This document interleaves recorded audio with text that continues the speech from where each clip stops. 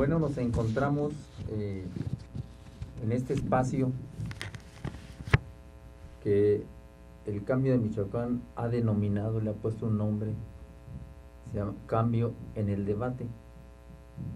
Y efectivamente se trata de pensar, de cuestionar, de interrogar, de reflexionar sobre temas de interés público, temas que le interesan a la comunidad, a la sociedad civil. Y en esta ocasión hemos invitado al maestro Lev,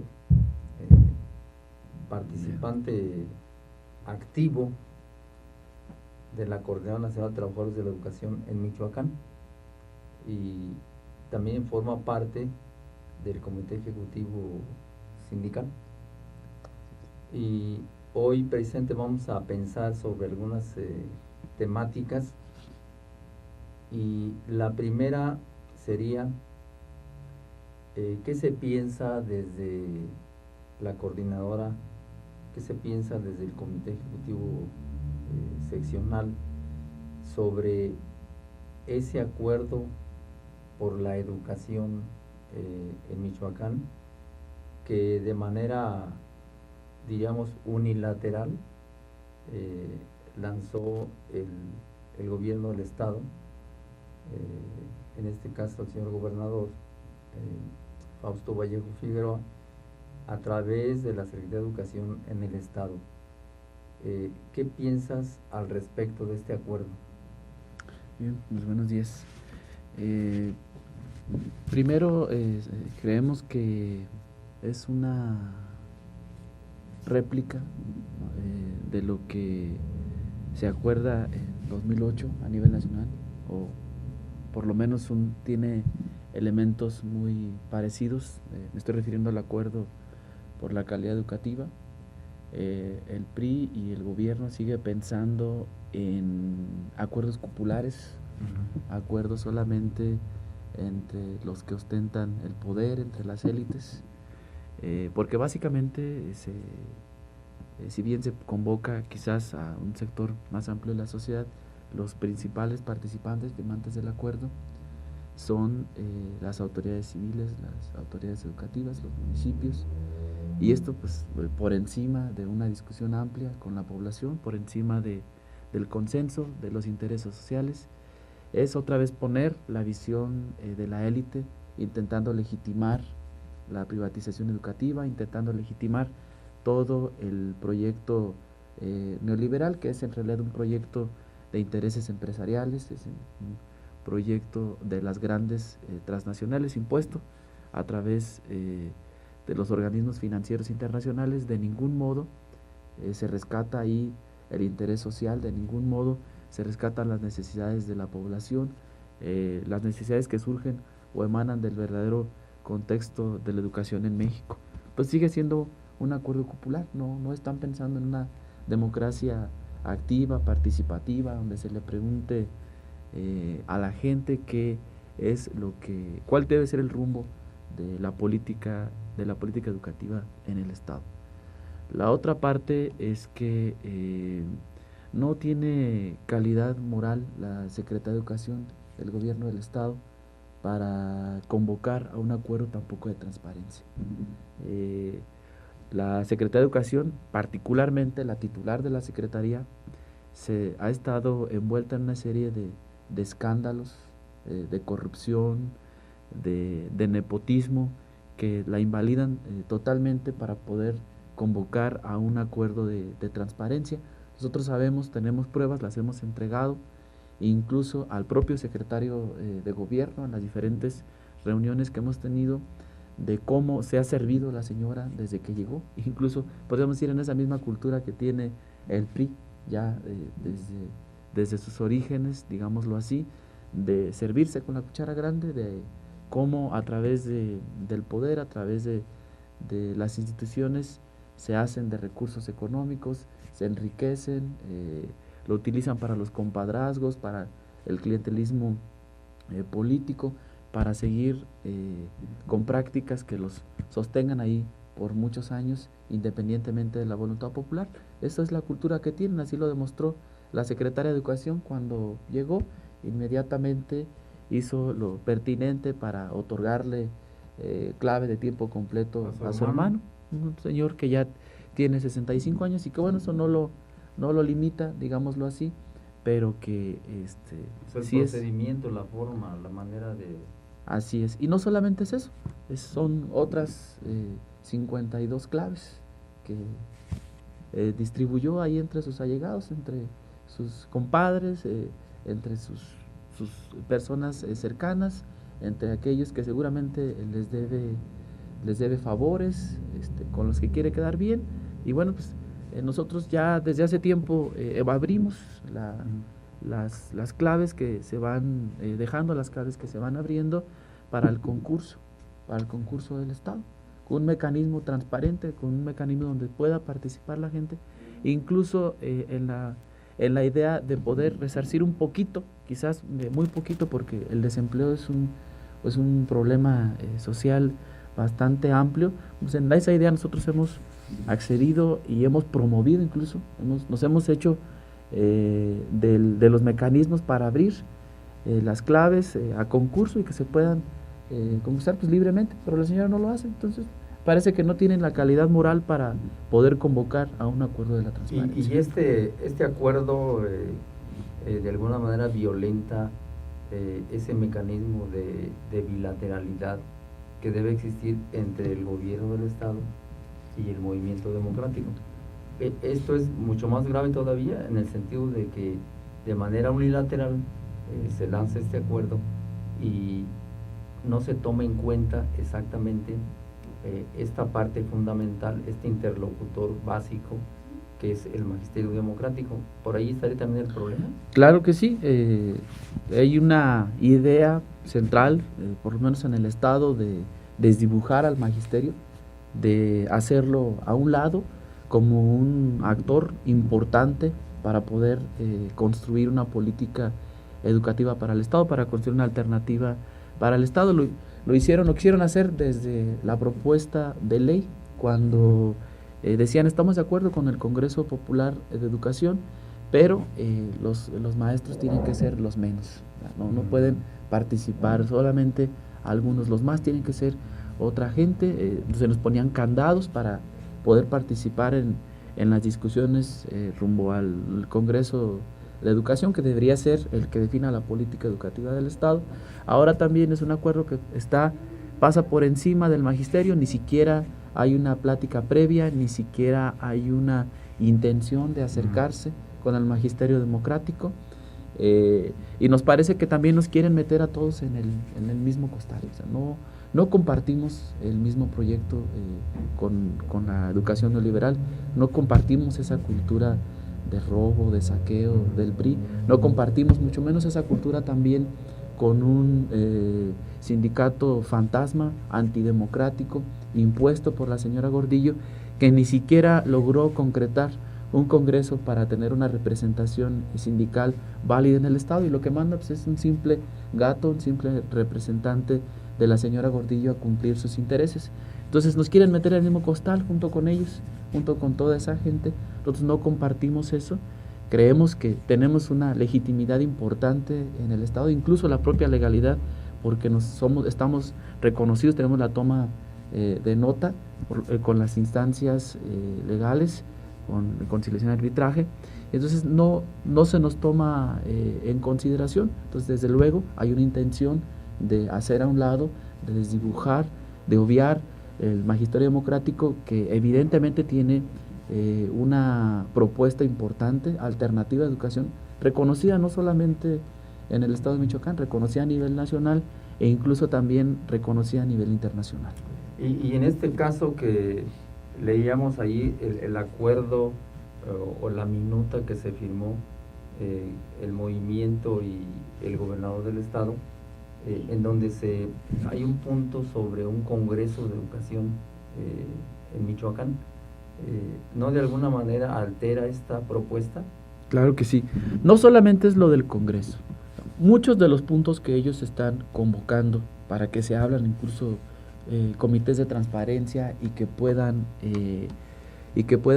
verificar, que puedan estar, no sé, viendo los mecanismos de cómo se entregan algunos recursos que son parte de los programas educativos. Todos esos han sido alcances nuestros, alcances del magisterio democrático. Hay que señalar que ellos no estuvieron dispuestos desde un inicio a reconocer que era pertinente los útiles escolares, los uniformes, que eran pertinentes las becas, que eran pertinentes los desayunadores escolares, seguir promoviendo una propuesta de transformación educativa. Ellos estuvieron negados desde un principio, pero ahora los ponen ahí como si ellos fueran los principales interesados. No, eso no es cierto. Ellos estuvieron bastante negados al principio, son alcances que tuvimos que negociar. Conquistas del movimiento, que tuvimos que negociar con ellos. Asimismo, el Congreso Estatal Popular de Educación y Cultura. El Congreso es precisamente la parte contraria, digamos la antítesis de lo que es esta política cupular, esta política de élites.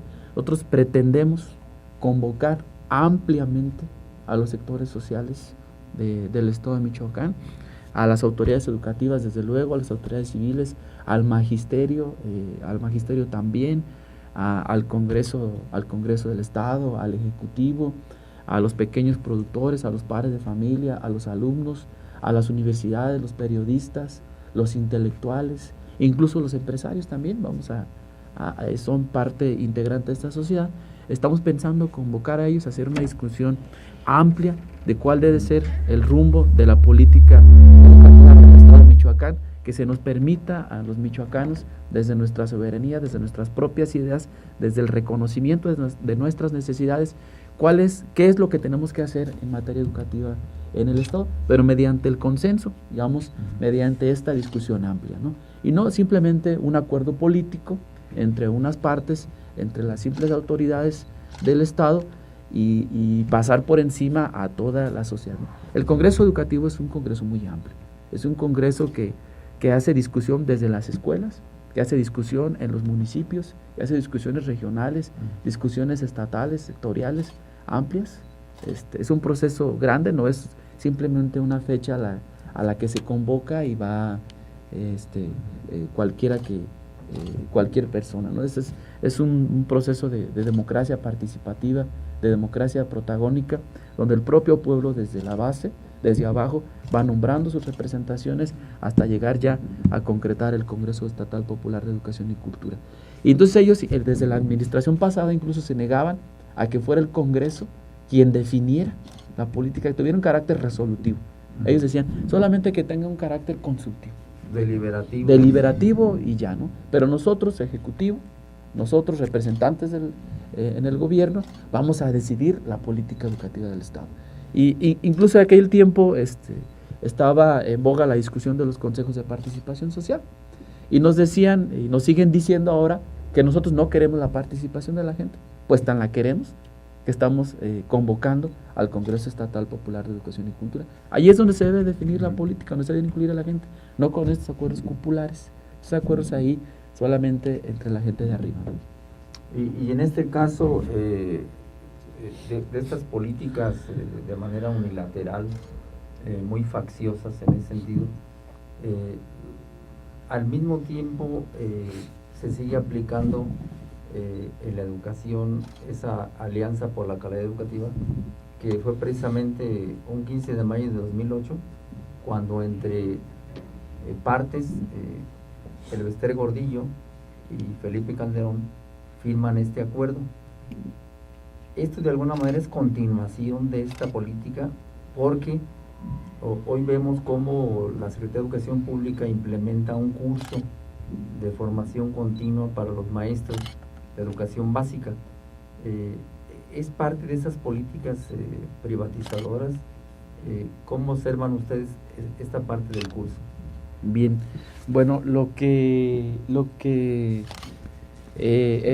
hacen a través de los supuestos espacios formativos es, bueno, pues operar toda la política neoliberal, toda la concepción neoliberal, solamente que en esta ocasión, bueno, insisten ellos en el curso básico, desde luego, en en impulsar los consejos de participación social, que son otra vez volver al mecanismo de crear estructuras en los padres de familia, de crear organización en los padres de familia para el financiamiento de la educación.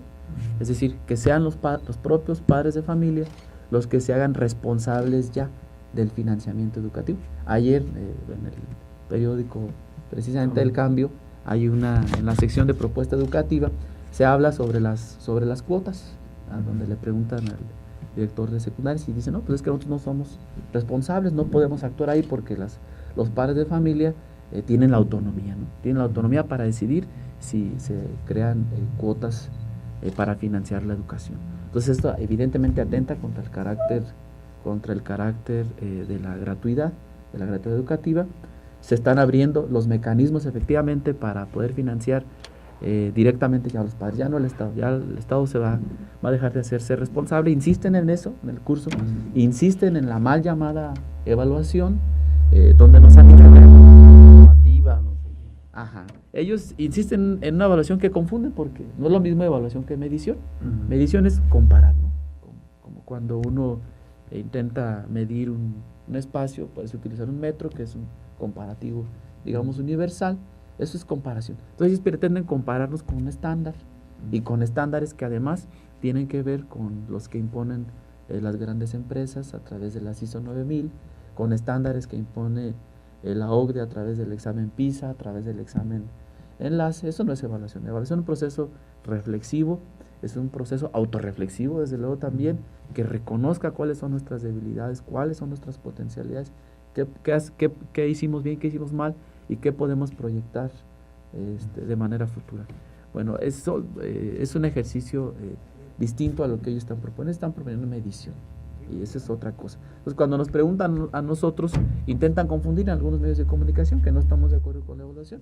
Estamos de acuerdo con la evaluación. Con lo que no estamos de acuerdo es con esos instrumentos de medición impuestos por las grandes corporaciones internacionales.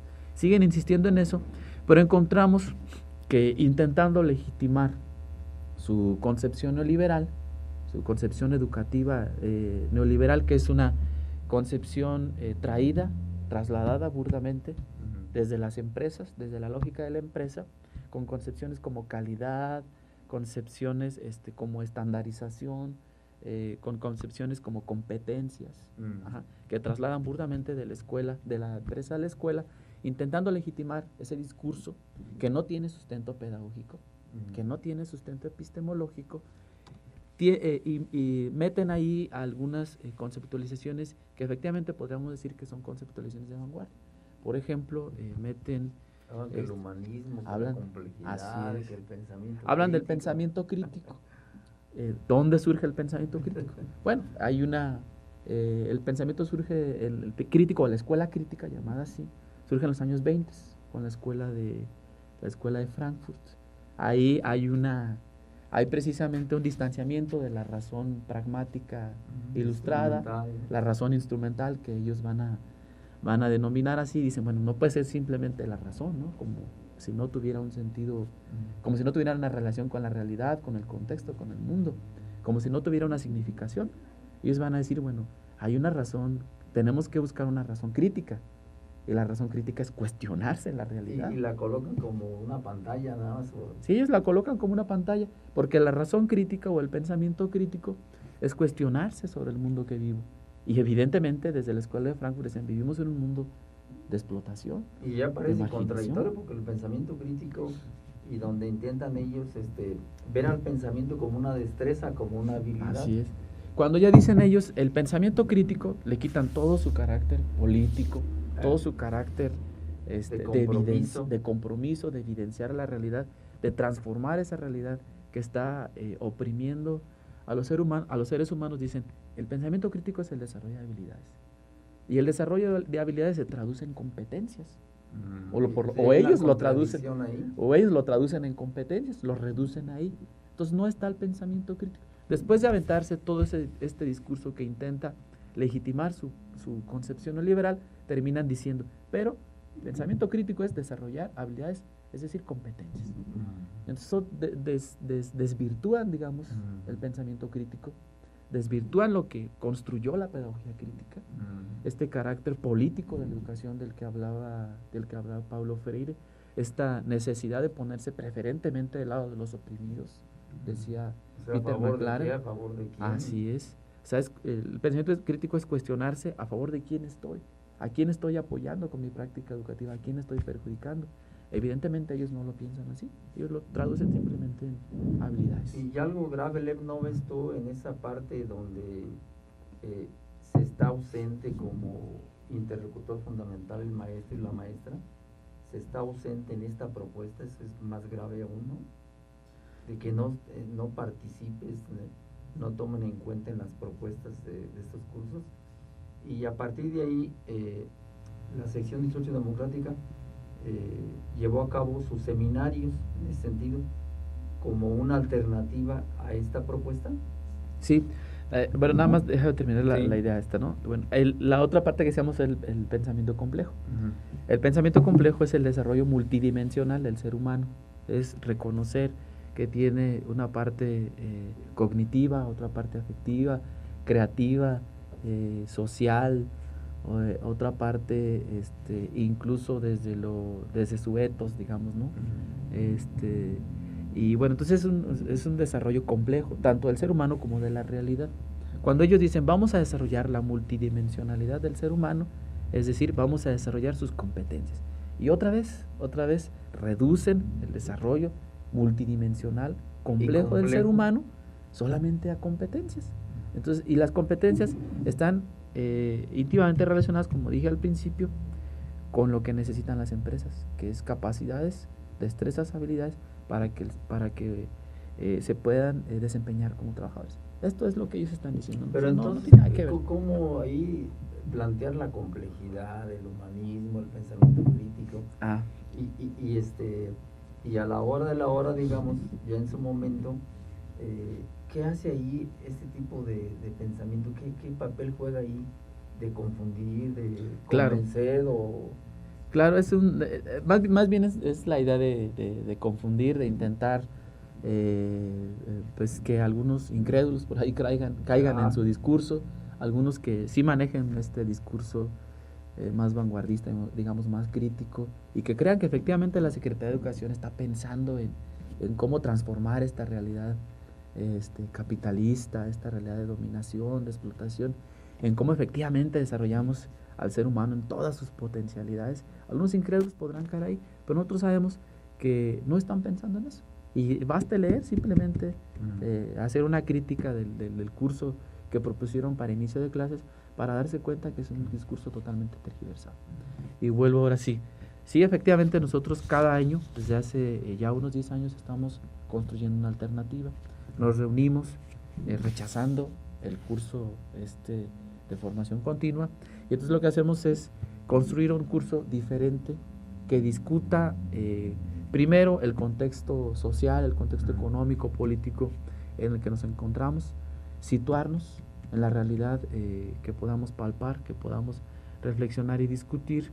Después, ¿qué es lo que está planteando el Estado a través de la llamada reforma educativa, que es una reforma que no termina todavía, que no va a terminar tampoco en el corto plazo?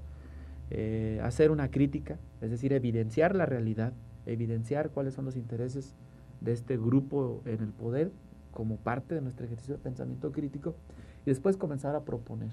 Lo que propusimos, ahora lo que estamos proponiendo es la creación de los consejos, de los colectivos pedagógicos, que es desde la base, desde la gente, en relación con los padres de familia, con los alumnos, con las gentes de las comunidades, cómo construimos una alternativa educativa, cómo construimos una nueva currícula para la escuela, cómo vamos dando salida y soluciones a esta crisis que está viviendo la educación, que es una crisis provocada desde el sistema, no es una crisis que nosotros de que seamos directamente responsables, como se nos ha querido hacer ver a través de la OCDE. Y en ese sentido, la sección sociodemocrática tiene algunos programas específicos ya con una experiencia acumulada, como las escuelas integrales. ¿Nos puedes platicar algo sobre este asunto de las escuelas integrales y cómo estas escuelas se van distinguiendo de la escuela tradicional, esa escuela tradicional antidemocrática, vertical, muy aislada, muy memorística? Aquí hay una propuesta distinta.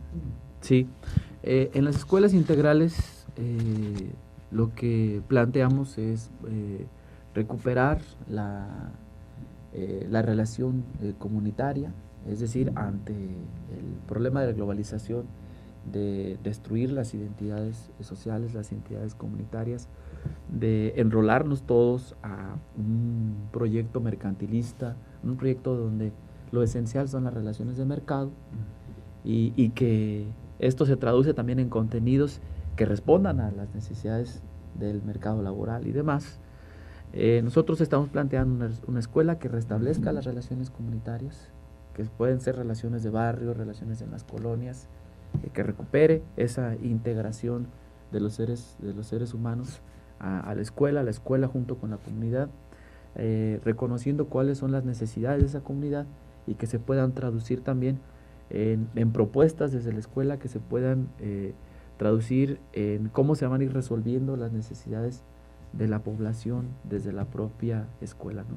La escuela integral también rompe con el verticalismo, no aparece esa figura de dirección, desde supervisión, director, maestro, alumno, y después si hay perro, pues perro, gato, etcétera.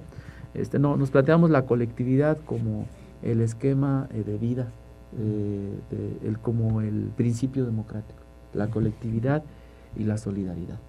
La otra parte que me parece importante es cómo, de ahí que también se llame escuela integral, junto con estas otras cosas que decíamos, es que se puedan desarrollar todas las potencialidades del ser humano, todas las facultades del ser humano. ¿Y se les garantiza el alimento a los niños? Se les garantiza el desarrollo psicomotor a través de la cultura física, desde luego también a través de la alimentación sana, una alimentación que renuncia a las grandes empresas que ya están incrustadas ahí en las escuelas, Bimbo, Coca-Cola y demás, que además son empresas interesadas también en la reforma educativa, lo hemos demostrado. Se les garantiza ahí talleres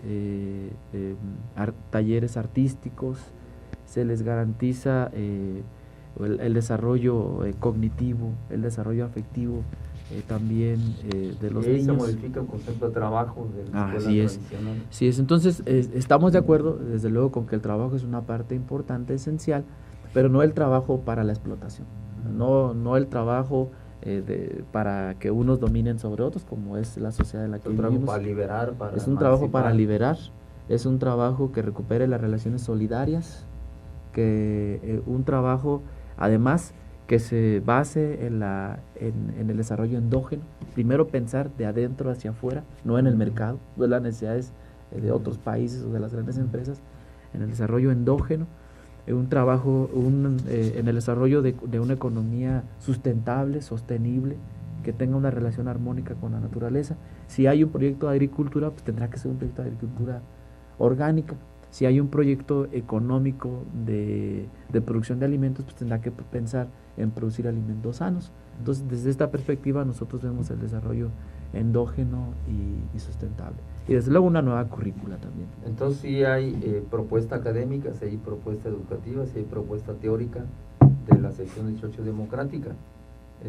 No es el grito por el grito, así es, la protesta por la protesta, sino que hay una posición, una concepción alternativa al modelo actual de educación. Nosotros estamos conscientes de que el proyecto desgarrador de las identidades, deshumanizador y privatizador neoliberal, lo vamos a detener desde la escuela, con nuestras prácticas alternativas, con otra escuela, con otro tipo de escuela, y desde luego también sin dejar de lado lo que es la movilización social. Parece que son los dos espacios donde nosotros podemos empezar a detener, a rechazar en las calles, pero también a construir la alternativa. Y entonces la idea ahí es importante porque se trata exactamente de que la voluntad de poder, de que el poder exactamente esté en los maestros, esté en las maestras, y efectivamente al estar colocado ahí ya se pueden decidir proyectos distintos, opciones diferentes de futuro, de esperanza, porque se habla en los cursos, si te fijaste, sobre el humanismo. Es decir, no hay una contradicción el planteamiento de poner el humanismo, porque hay una variedad de humanismos. ¿A cuál es el que se refieren ellos ahí? Pues nosotros parece que ahí sí hay una confusión más bien ahí en ellos.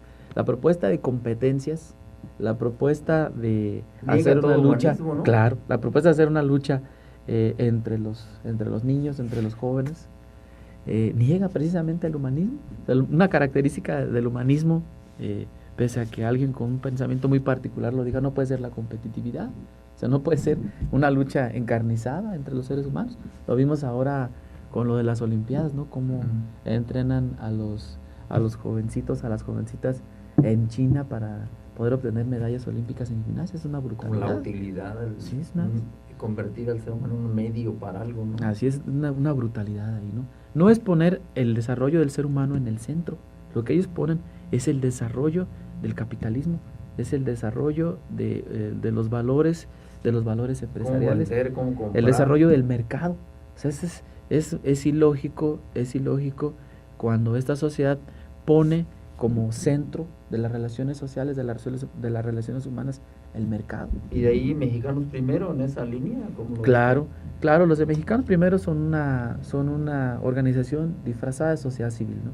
Ellos son empresarios, ellos son Televisa, ellos son la organización Ramírez, y ellos están pensando en la educación como una mercancía.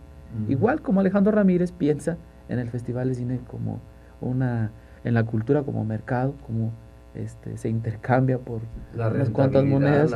Así es, piensa en eso, en el turismo, etcétera, pero no centralmente en la cultura. De igual manera piensa en la educación como una mercancía, en una manera en cómo de ahí obtiene recursos económicos, cómo acumula capital, cómo obtiene dinero para seguirse enriqueciendo. No está pensando en la educación en su sentido social, en su sentido ético, en su sentido crítico.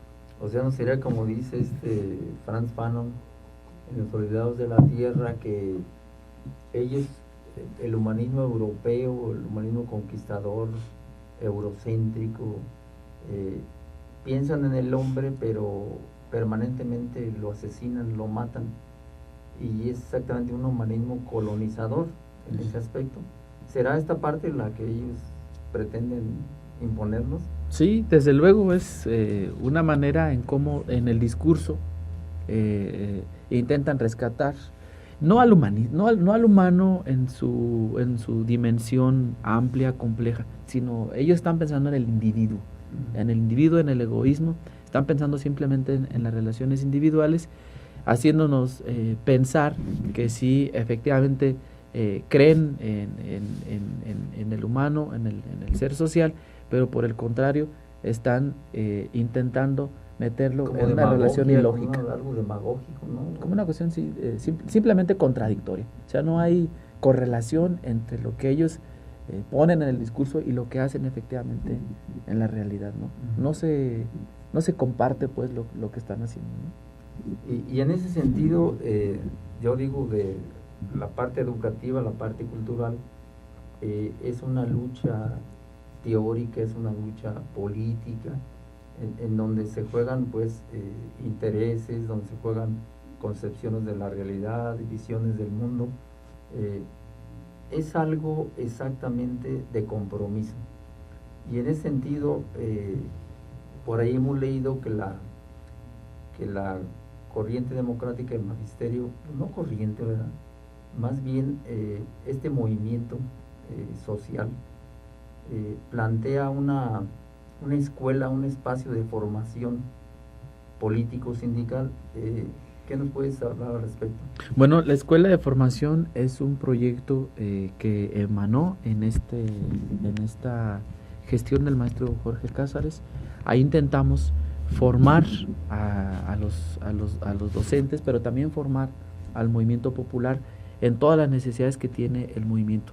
En el caso del movimiento sindical, no solamente somos un sindicato como tal, en ese sentido estricto, somos líderes culturales que nos involucramos desde el punto de vista con la sociedad desde el punto de vista político, económico, desde el punto de vista incluso de las luchas ecológicas ahora con la Asamblea Nacional de Afectados Ambientales.